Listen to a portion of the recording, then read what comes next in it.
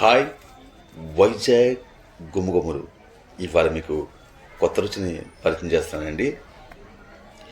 ఇది గోదావరి వాళ్ళు అయితే కొయ్యంకులు అంటారండి, మన పక్కైతే బొంత అంటారండి.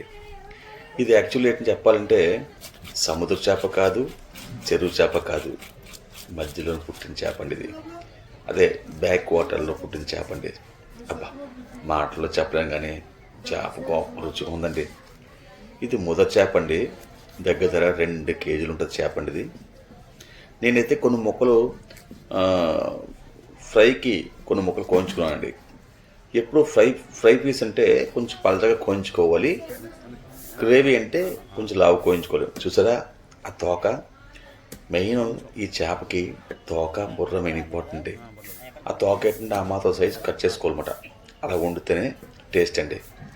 నేనైతే ఆ తోక ఆ బుర్ర అది గ్రేవీ వండుకుంటే ఏం టేస్ట్గా ఉంటుందండి. ఆ రెండు తింటే వేడి వేడి అన్నంలో వేసుకుని తింటే గొప్ప టేస్ట్గా ఉంటుందండి. ఎప్పుడైనా మీకు ఈ ఫిష్ తిన్నప్పుడు బుర్ర తోక తినడం ఒక కళ అనుకోండి. అందరూ తినలేరండి, దాన్ని తినాలని ఒక ఇంట్రెస్ట్ ఉండాలన్నమాట.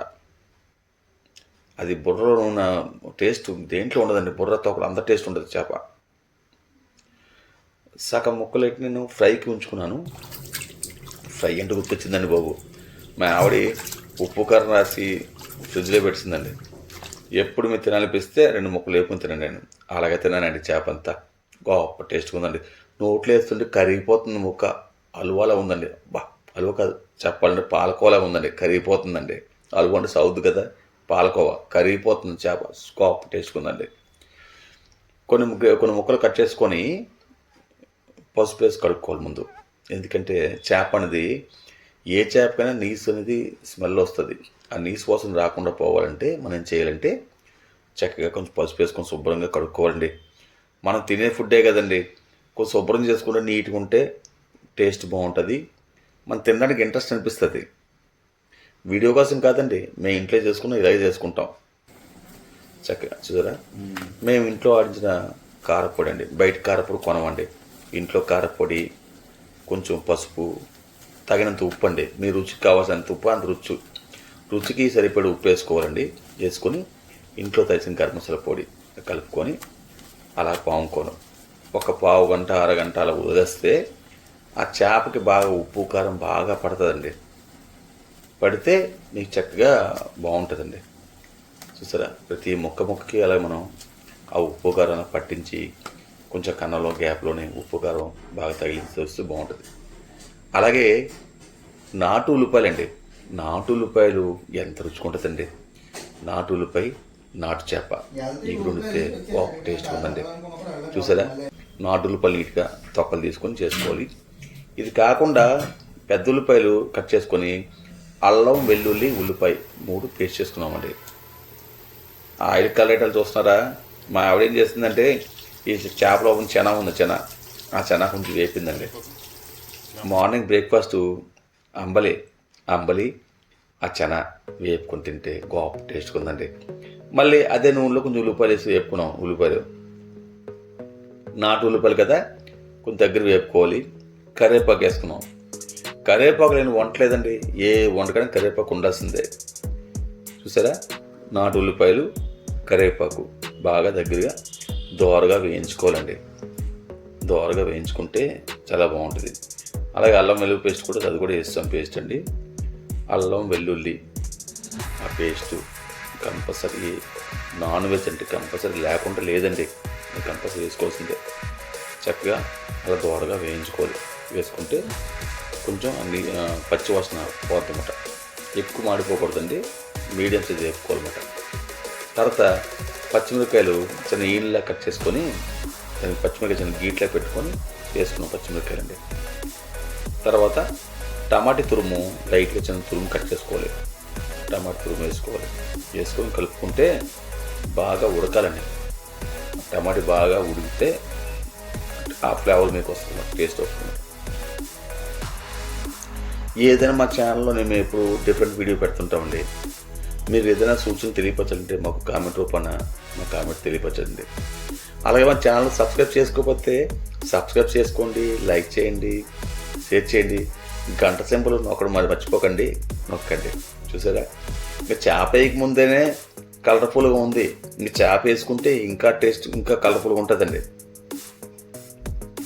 ఏదైనా మనం కుకింగ్ చేసినప్పుడు అండి దగ్గర ఉండాలండి, దగ్గర ఉండేలాగా కలుపుకోవాలి. మనం తిన్నగా చేసుకున్నాం కదా, అలా కలుపుకుంటేనే కొంచెం ఇంట్రెస్ట్గా స్టవ్ పక్కన ఉండాలి. మనం దాని దృష్టి దాన్ని పెట్టుకుని మనం వండితే టేస్ట్ బాగుంటుందండి. చూసారా, అలాగే ఫిష్ చేసుకోవాలన్నమాట.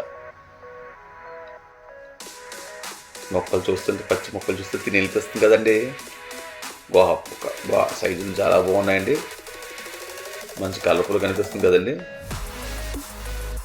అది అలా లైట్గా మనం దీన్ని ఏంటంటే అట్ల పొడితోనే గడితో కలపకూడదండి. ఈ చేపలు ఎప్పుడు మనం వీలైన 2 క్లాత్ వేస్టాలు పెట్టుకొని కింద మీద అది కుదేయాలండి. అదే కుదేయడం ఉంటుంది కదా, అది కుదేయాలండి.